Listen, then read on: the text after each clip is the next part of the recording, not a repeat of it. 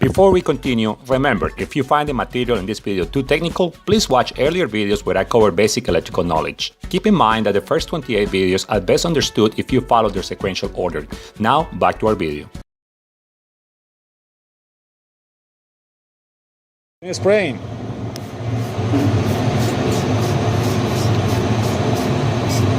If we got salt water in the motor controller, make sure you wash it out. The plan is to put a fan all night long over here to dry all the water. As always, make sure that it's tagged out properly and de-energized like we did. And this is how we plan to dry the motor controller all night long.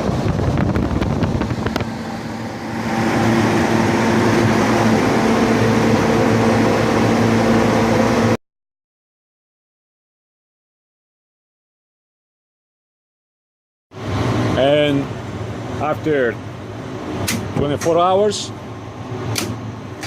it seems to be working fine.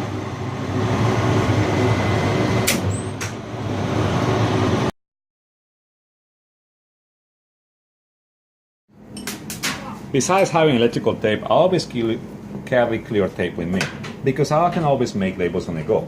This is what I call a temporal permanent label.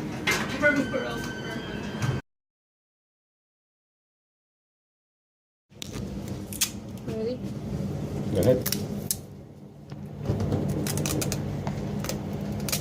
So here we are placing that temporal permanent label in that to help future generation electricians and even ourselves.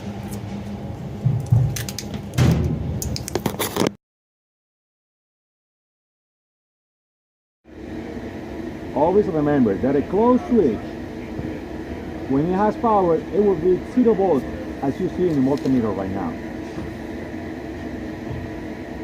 But when it opens, it reads full potential. So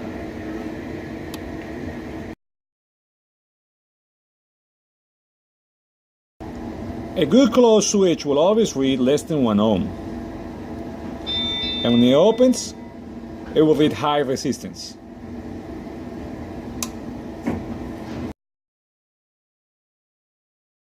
To keep a contactor fully energized, it needs to have the full potential. Since it got the full potential for this 440 coil, therefore you can see that it is closed. If I was getting, well, the 440 like I'm getting it, but the contactor was out or the coil was out, then I would say that the coil is burned. Here is an example. I got 440, but yet the coil is out, as you can see.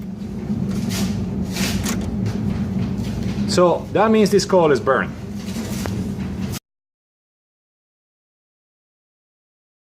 Make sure you get yourself a cable tracer.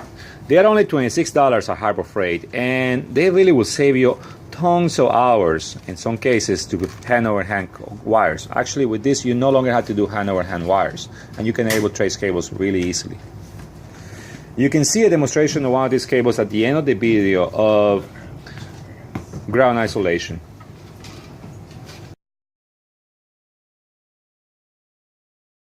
No, our line of work is very dangerous. In Harbor Freight, they got these $5 voltage detectors, but they just work on proximity. If it beeps, that means you got live, dangerous voltage in there.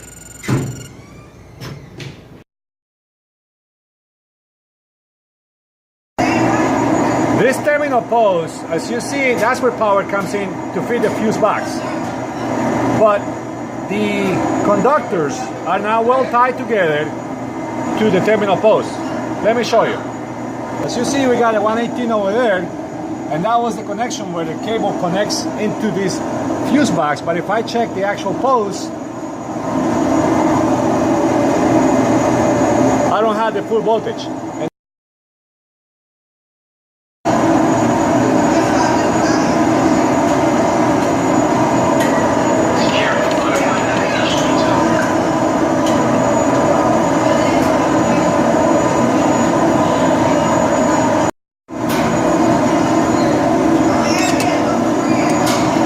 And so we fixed the problem.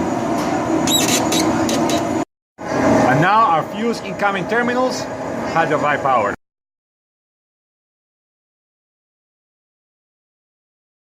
If you're getting underway and you want to get the videos on the go, you can just download YouTube Red, and that way you can watch any video at any time you want.